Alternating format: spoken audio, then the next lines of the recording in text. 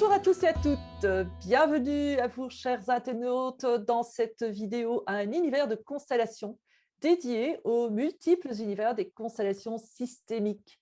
Alors aujourd'hui, je suis très heureuse d'accueillir Axel Trincon pour cette nouvelle interview. Bonjour Axel. Bonjour Oriane. Je te remercie vraiment du fond du cœur d'avoir accepté avec autant d'enthousiasme. Comme tu le sais, les constellations familiales nous invitent à honorer nos ancêtres. Alors, qu'aimerais-tu dire à propos de tes ancêtres?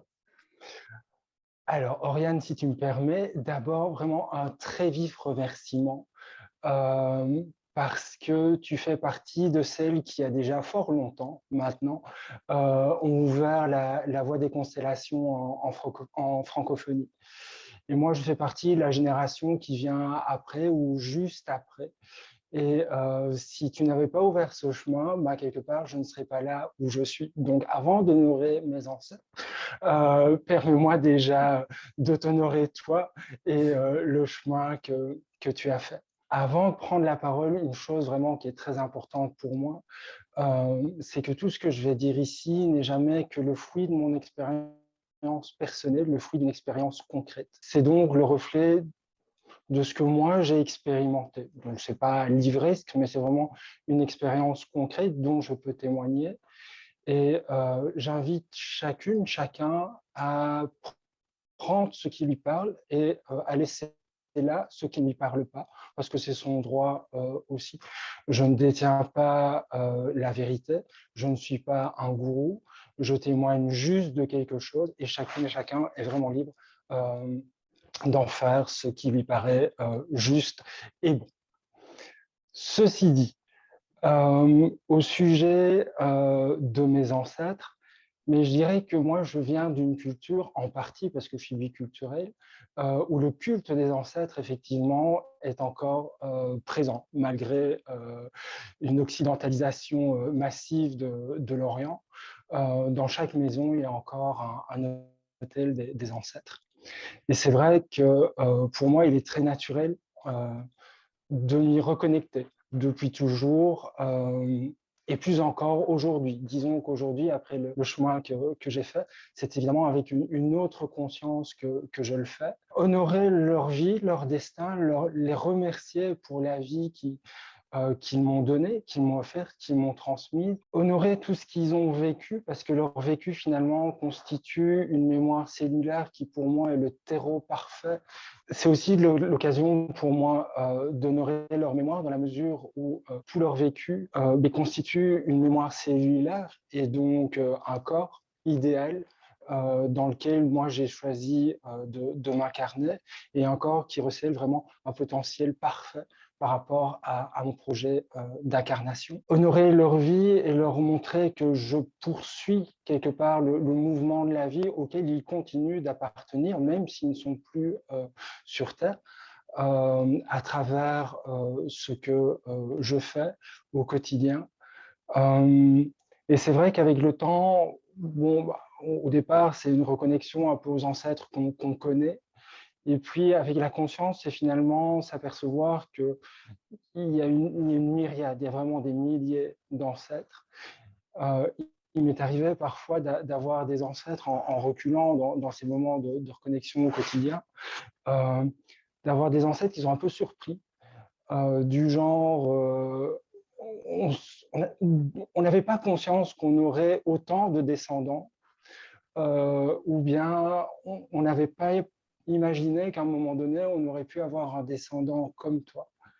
Et en même temps, tu es notre descendant et un peu après cette surprise, finalement, suite à la reconnexion, il n'y a que de l'amour. Et pour moi, se reconnecter à mes ancêtres, bah, c'est l'occasion, c'est surtout pouvoir recueillir et accueillir la vie, retrouver ma place dans la vie, la place qui est la mienne, et donc recevoir de la vie. Et alors, pour le côté anecdotique, effectivement, j'ai la moitié de ma lignée qui est en Asie et l'autre moitié de ma lignée qui est en Europe.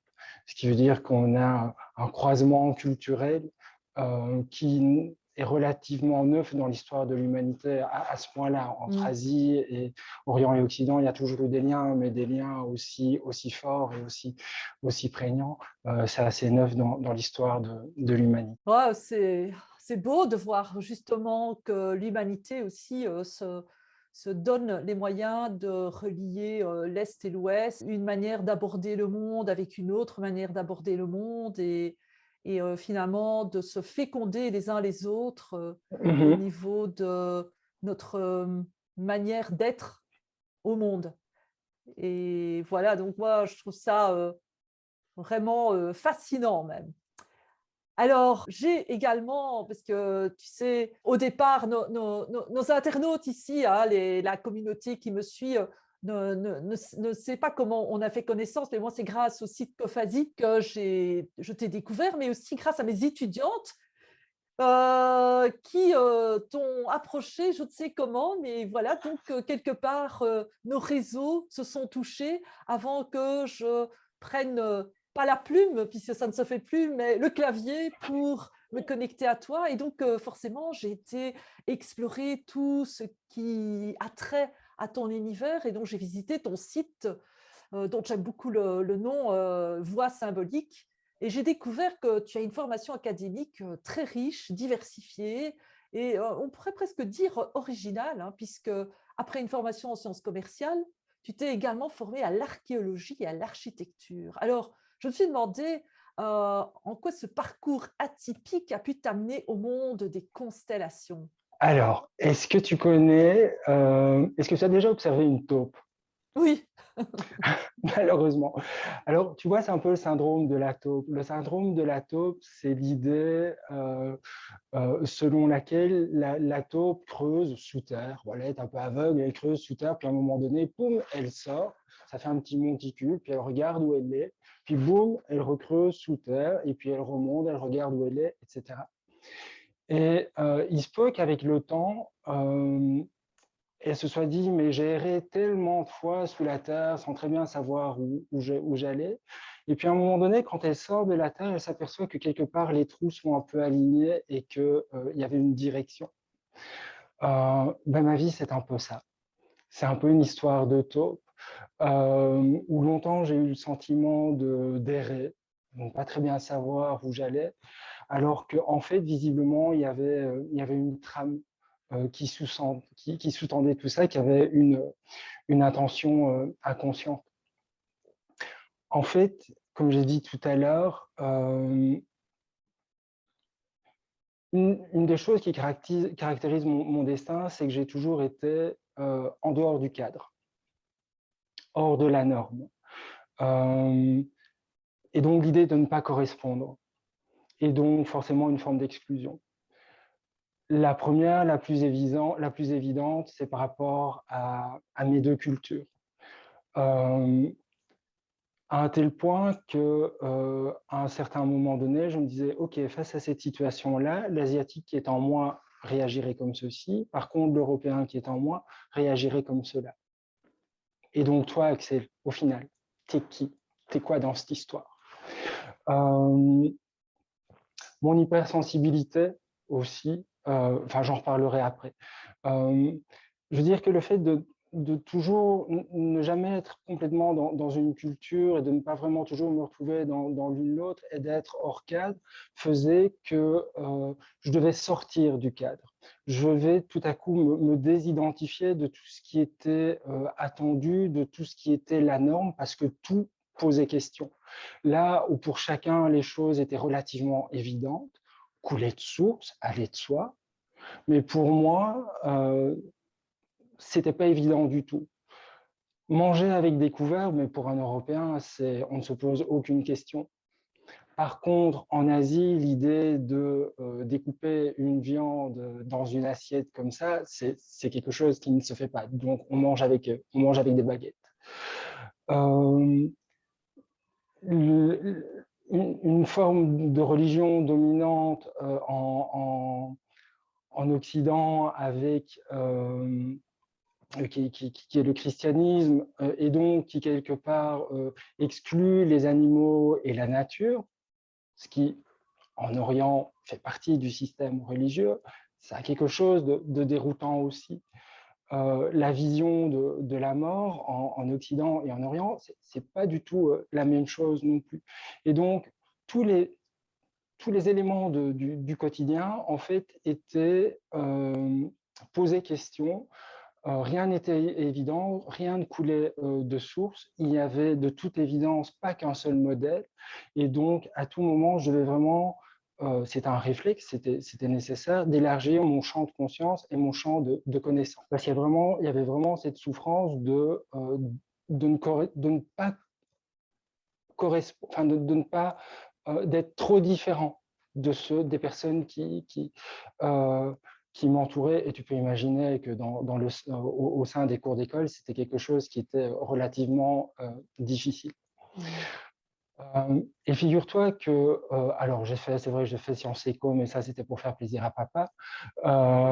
Et puis alors c'est vrai, j'ai fait l'histoire de l'art et l'archéologie à l'Université de Liège. Et ça, c'était une réponse en fait à ce malaise. Ce sentiment d'exclusion et de ne pas me reconnaître en l'autre. Et c'est quelque chose que j'ai compris beaucoup plus tard, en fait. L'histoire de l'art, ça veut dire se retrouver face à toute la production artistique humaine, donc ça veut dire grosso modo plus ou moins 100 000 ans, des quatre coins de la Terre.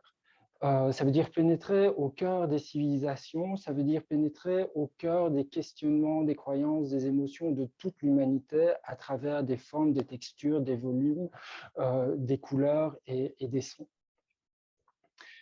Et plus je rentrais et plus je partageais dans ce vécu, et plus le ressenti de tous ces hommes, et plus je rentrais dans le ressenti, le témoignage du ressenti de tous ces hommes et de toutes ces femmes, et plus en fait je me retrouvais et je me reconnaissais en eux. En fait, je retrouvais cette humanité que nous avons en partage, quel que soit le lieu ou l'époque, à travers le temps. Et donc, j'ai trouvé, c'est aussi une façon de retoucher les universaux, qui sont des représentations communes à l'humanité à travers le temps, de culture en culture, sans que les cultures aient été en lien l'une avec l'autre. Partout, le cerf est un symbole solaire et de renaissance. Parce que le cerf, à un moment donné, perd ses bois, et puis ses bois repoussent vers le haut. Et la version la plus contemporaine et la plus européenne du symbole solaire du cerf, c'est Saint-Hubert, où le cerf a non pas un disque solaire, mais une croix étincelante au milieu des andouillets. Et donc, ça rappelle un peu la citation de Thirion qui disait que tout mouvement vers l'autre n'est qu'un trajet vers soi, ou Malraux qui disait cultive l'individualité, approfondit la communion. C'était de me retrouver au-delà de la culture, ce que nous avons en commun. Et ça m'a permis de me réancrer. Parce que j'ai commencé à retrouver ma place dans des systèmes qui sont toujours plus vastes, jusqu'à finalement me reconnaître dans tout ce qui existe. Et ça, c'était la première étape. Et puis, la deuxième étape, elle est venue à travers mon expérience personnelle, et puis un peu beaucoup quand j'étais au monastère aussi.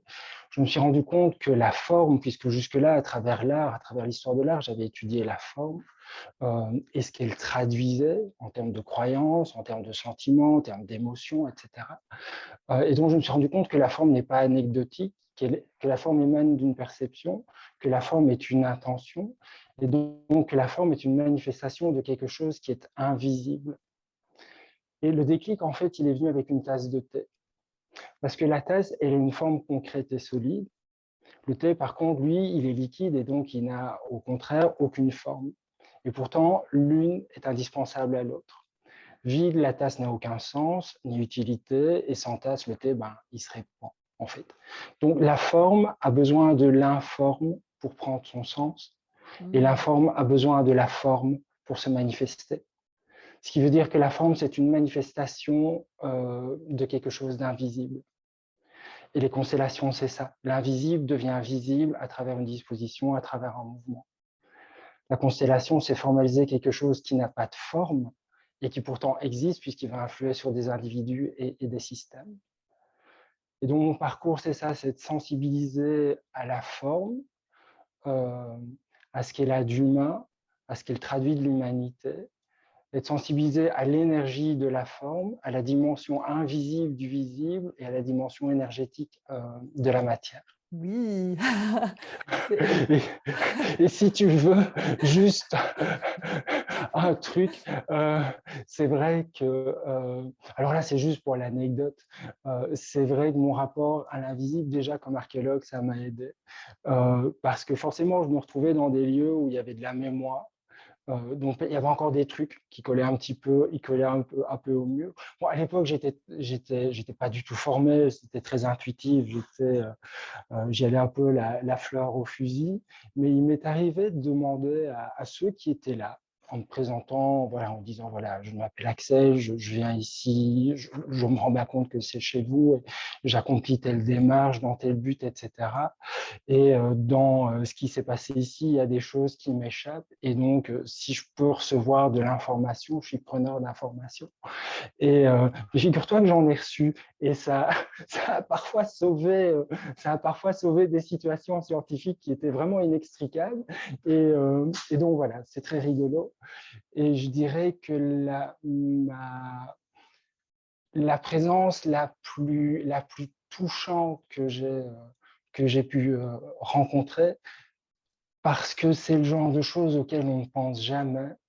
Hem, C'était, des personnes du néolithique. Donc le néolithique, ça nous ramène, à -5000. mmh Donc je faisais des fouilles en préhistoire, et figure-toi qu'il y avait quelque chose d'eux qui était toujours là et qui était extrêmement présent, et il y avait, de leur côté une forme de joie et de curiosité, et j'ai vraiment été très surpris parce que j'ai fait aucune demande, mais il y avait, vraiment une présence bienveillante de leur mh. part, et ça m'a vraiment, vraiment surpris et en même temps beaucoup touché, et ça, c'est une rencontre qui reste chère à mon cœur, parce que généralement, quand on pense fantôme, on imagine Moyen Âge, je ne sais pas très bien quoi, mais ça ça peut Les remonter à poncifs. oui, c'est ça, ils ont la vie dure. Mmh. Ça peut remonter à ça, et ça, Mmh. c'était vraiment très touchant. La préhistoire a quelque chose de très touchant. Mmh. La préhistoire, on avait un autre rapport au monde, en fait. Mmh. À l'époque, nous étions l'égal du reste de la nature. Oui. C'est pour ça que dans la préhistoire, enfin, je veux dire, jusqu'au paléolithique, pour être précis, on a 98% des représentations sont animales. Parce que Mmh. l'homme est l'égal de la nature. Et quand il y a des représentations humaines, c'est la femme, c'est la terre. C'est la terre qui engendre, qui Mmh. produit. Ce n'est qu'après la révolution néolithique, dont le néolithique s'est caractérisé par l'agriculture et l'élevage, et donc la sédentarisation, et donc il faut garder mon pré, et donc il faut garder mes animaux, il faut garder le grain dans un grenier pour Mmh. pas que les cocos d'en face viennent me piquer la bouffe. Donc du coup, à ce moment-là, l'image dominante, c'est l'homme qui domine la terre, et le personnage dominant, c'est le guerrier Mmh. qui va défendre et qui est le garant de la survie de la société. Il y a vraiment ce basculement entre le féminin et l'énergie féminine et l'énergie masculine, donc entre le paléolithique, néolithique avec le mésolithique au milieu. Euh, et donc, je ne sais plus pourquoi je dis ça. Tout ça pour dire que l'énergie de la préhistoire au temps paléolithique et avant nous ramène à une autre forme d'humanité dont je me sens très très proche. Oui. Oui et d'ailleurs, c'est à ça que me faisait penser, tes démarches, au niveau des études. C'est que quelque part, en arrivant aux constellations, c'est aussi une forme d'archéologie puisque, en tant que constellateur, nous allons explorer, l'inconnu.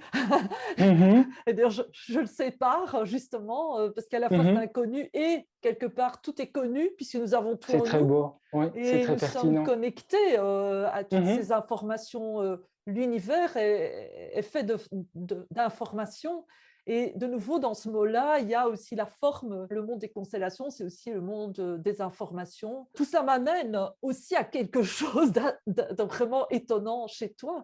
C'est que je ne savais d'ailleurs, je ne savais pas que c'était possible, hein, mais tu es moine bouddhiste et tu Mmh. es un moine séculier, pour ne pas dire singulier, parce que tu es marié, tu es papa et tu vis une vie tout à fait moderne. Est-ce que j'oserais dire normale? Alors, c'est vrai que, dans la tradition qui est la mienne, il est possible d'être moine et d'être en couple. Je le redis, ce n'est que notre représentation du monde et donc elle vaut ce qu'elle vaut. Et donc dans notre représentation du monde, on ne peut pas imaginer séparer le séculier du spirituel. Parce que si on sépare les deux, mais quand finit le séculier et quand commence le spirituel? Et Mhm. qu'est-ce qui fait que quelque chose est spirituel? Et est-il même possible que quelque chose ne soit pas spirituel? Parce que dans notre représentation du monde, tout est spirituel, Mhm. même une colère, même une peine, même une gifle, parce que nous considérons que c'est une manifestation de la vie. C'est une manifestation de la vie. Tout à fait.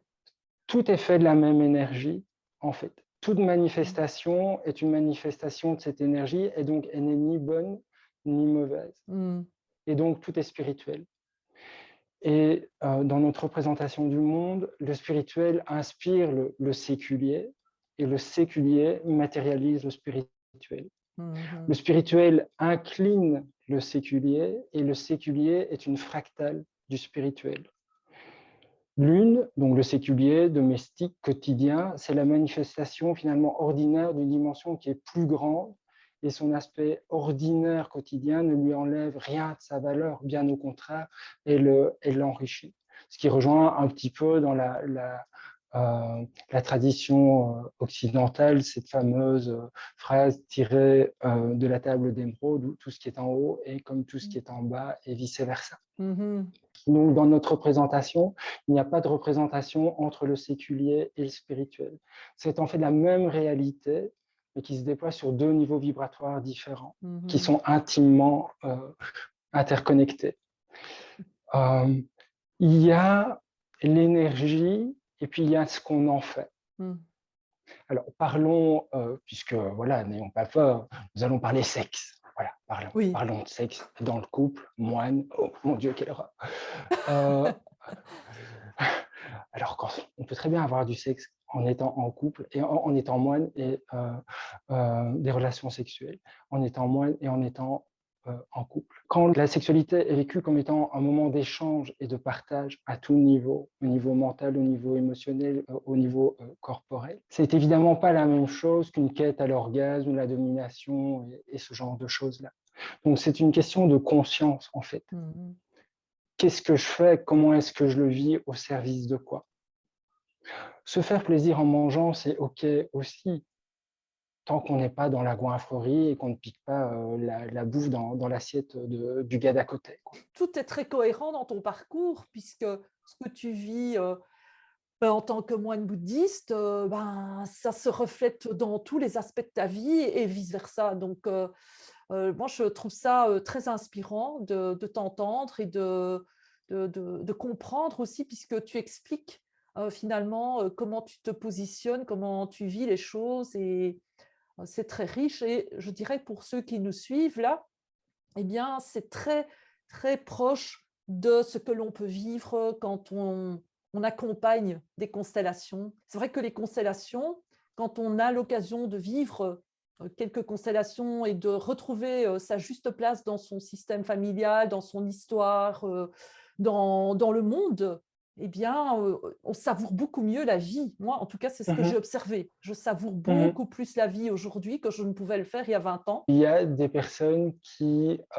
trouvent qu'il y a une forme de magie dans les constellations, et quelque part sur le fond, je peux les entendre, mais il y a quelque chose, je pense, vraiment à clarifier par rapport à ça. Qu'est-ce qui provoque cette espèce de magie, de grâce et d'extase, en fait? Mais c'est l'amour. C'est l'énergie de l'amour, c'est à un moment donné l'énergie universelle qui recircule. Quand je parle de l'amour, je ne parle évidemment pas de ce sentiment humain, mais de cette énergie universelle dont nous sommes tous faits. Et si des personnes trouvent ça magique, c'est souvent parce que elles ont oublié ou elles n'ont peut-être pas encore pris conscience qu'en fait, elles sont elles-mêmes magiques. Parce qu'elles aussi, elles sont faites de cette même énergie universelle, de cette même énergie d'amour. Et forcément, reconnecter à ça, refaire circuler ça, c'est se reconnecter à une part de soi-même. En fait, c'est renouer avec une part de soi, c'est renouer avec sa nature, cette nature invisible qui nous détermine autant que la partie visible, puisque le visible, c'est juste une émanation de l'invisible. Mmh. Parce qu'il faut vraiment insister là-dessus, sur le continuum qui existe entre le visible et l'invisible. Mmh. Entre une pomme et un ange, c'est le même matériau de base. La chose qui change, c'est la fréquence. Mais c'est le même truc. Et il y a un continuum entre les deux. Il n'y a pas de rupture. Il y a pas. Alors oui, il y a ce que nos yeux voient, et puis à un moment donné, ce qu'ils ne voient pas. Nos yeux ne voient pas les infrarouges, ce qui n'empêche pas que les infrarouges existent. Nos oreilles ne perçoivent pas les infrasons ou les ultrasons, ce qui ne les empêche pas d'exister. Nos sens sont très limités. Parce que déjà, ces trucs-là sont dans des fréquences qui sont en dehors de la perception de nos cinq sens. Mais ils existent. Et donc, il y a un continuum entre le visible et l'invisible. C'est juste une question de fréquence. Donc, entre une pomme, un caillou, une chèvre, une pomme, un humain, un défunt, une âme, un elfe, un ange, un dragon, c'est le même matériau. La différence, c'est juste une question de fréquence. Alors, la question de la médiumnité, alors forcément, pour moi, c'est toujours un petit peu difficile d'en parler parce que, bon, les défunts, les âmes, les anges, etc., c'est un peu l'histoire d'Obélix qui est tombé dans la marmite quand il était petit. Donc, c'est le seul point commun que je peux avoir avec Obélix parce que je ne suis pas très gros, je ne suis pas très gourmand non plus. Une chose importante, puisqu'on parle de cette énergie de l'amour, cette énergie universelle, parfois on lit à certains endroits où on entend qu'il n'y a pas eu d'amour. Mmh. Et ce n'est pas vrai. Il y a toujours de l'amour. Il y en a vraiment toujours. Alors c'est vrai parfois il est mal qualifié, c'est vrai que parfois il est insuffisant, c'est vrai que parfois il est dévoyé, c'est vrai que parfois il est contenu. D'accord, Mmh. on peut accueillir, mais il y en a toujours. C'est ça d'ailleurs qui nous permet de travailler, parce qu'il y a toujours cet amour. Parce que qu'est-ce qu'on fait? On remonte le fil de l'amour, on remonte le fil de l'énergie universelle jusqu'à ce qu'on arrive à ce moment où il s'est passé quelque chose, où l'un ou l'autre, pour une raison qui lui appartient, s'est écarté, à tourner le dos, à dévoyer, etc. On revient là-dessus pour de nouveau le faire circuler. Mais il y en a toujours eu. Il y en Mmh. a toujours eu. C'est souvent de l'amour mal qualifié, dévoyé, etc. Mais il y a toujours de l'amour. Je ne peux pas entendre il n'y a pas d'amour, parce que ce n'est pas possible, parce que c'est ce qui constitue tout cet univers. Et que quand il circule à nouveau, c'est vrai qu'il y a une forme de magie, il y a une forme d'enchantement, et on a presque l'impression de sortir de l'ordinaire. J'entends bien aussi que pour le moment, les constellations, elles ont le vent en poupe, donc il y a beaucoup de demandes, il y a une forme de popularité, et donc, corollaire, mais il y a beaucoup de méconnaissances, il y a beaucoup de fantasmes, Mmh. et un petit peu comme dans les années 60, quand on regardait 60-70, quand on parlait du tarot ou de l'astrologie, on associe les constellations à quelque chose d'ésotérique. Et Dieu merci, on a changé d'époque. Enfin, on peut toujours faire le choix de penser comme dans les années 60-70, hein, et de considérer les constellations, l'astrologie, le tarot, etc., comme étant des trucs ésotériques. Mais on peut faire le choix aussi de regarder les choses autrement, parce que on est dans l'accompagnement. On accompagne des personnes. Mmh. Et on peut aussi ne pas donc tomber dans le fascinant piège du fantastique et du merveilleux, parce qu'on est vraiment dans l'accompagnement et qu'on ne joue pas avec ça. On ne joue pas avec la vie des gens, on ne joue pas avec leur passé, on ne joue pas avec leurs ancêtres, on ne joue pas avec leur karma, on ne joue pas Mmh. avec leur destin. On ne fait pas des enquêtes pour savoir si la cousine Berthe ou non avait un fils caché ou pas. On ne Mmh. fait pas ça. Et si on le fait, ça coûte très cher au point de vue karmique. Tout à fait. Si vous avez envie de le faire, vous pouvez, mais moi, je ne paierai pas ce prix-là. On part toujours de ce qu'il y a de difficile et d'inconfortable par rapport à la personne qui est là. On part de la personne, de ce qui est difficile, de ce qui est inconfortable pour elle, pragmatiquement, ce qu'elle veut arrêter dans sa vie, ce qu'elle veut changer, qu'est-ce qu'elle veut mettre à la place. Et puis après, on remonte le fil. Et donc, on aura effectivement une origine qui pourra être personnelle, c'est son histoire, transpersonnelle, elle porte ça pour l'un ou l'autre ancêtre, voire karmique, peut-être aussi. Mmh. Le fil nous le dira en le remontant. Donc, on peut consteller un sentiment, hein, j'ai pas confiance en moi. On peut consteller une croyance par rapport l'argent, c'est sale. On peut consteller une émotion, une colère, une tristesse, une relation à une personne, donc le père, la mère, la fille, le frère, ou une part de soi, hein, son enfant intérieur. Moi, à 12 ans, ma dimension spirituelle. On peut consteller un concept, la mort, l'abondance, un partenaire idéal. Axel, j'apprécie vraiment le fait que tu abordes la notion d'amour parce que c'est ce que je crois qui est vraiment l'essentiel. C'est que quelque part, si notre monde existe, si nous existons, c'est parce qu'il y a eu au moins une goutte d'amour au départ qui a contribué à notre existence. Et je dirais que j'ai presque envie de terminer sur cette note, notre interview, parce que c'est aussi une note d'espoir et ça permet de rappeler aux personnes que oui, parfois l'amour est mal emballé, mais il est là, il est au Absolument. départ. Il est au départ de toute vie. Il y a eu un instant d'amour et cet instant d'amour, ben, il a contribué à ce que la vie puisse se manifester. Et j'ai vraiment beaucoup aimé ce que tu nous as partagé. Après, tout le reste, oui, on peut passer du temps à explorer et peut-être, je vais le dire hein, à nos internautes, si vous avez aimé cette interview, ben, partagez vos commentaires ici sous la vidéo et puis, dites-nous si vous avez envie qu'on fasse une série sur différents thèmes avec Axel, parce que justement, on était en train de se demander, ah, est-ce qu'on ne ferait pas une petite série de 5-6 épisodes sur différents aspects, parce que je trouve qu'il y a énormément de richesse dans tout ce que tu nous partages et je crois que parmi les auditeurs, il y en a qui aimeraient encore aller un peu plus en profondeur. Mais là, pour aujourd'hui, nous allons aller tout doucement vers la fin de cette interview. Et je sais que parmi les internautes, il y en a qui se demandent «Ah, mais comment est-ce que je pourrais me faire accompagner par Axel pour retrouver une bonne place dans ma vie ou pour accepter mon destin?» Alors, dis-nous un petit peu qu'est-ce que tu proposes? Alors, la seule chose que je peux offrir, en fait, c'est moi. Moi, ma présence, qui repose sur, mon parcours, mon expérience et ma sensibilité. Le reste, c'est juste de la technique et dans ce que nous faisons, c'est d'abord une question de présence et une question de sensibilité. Alors pour certains, je conviendrai et pour d'autres pas. Un peu pour reprendre la première question et comme ça le serpent se mordra la queue, certains ont une approche, on va dire, très psy, très thérapeute, et de l'autre côté, à l'autre bout du spectre, il y en a certains qui sont spirituels, énergétiques, chamaniques, sacrés, nature. Heu, j'ai un pied dans chaque. Mmh.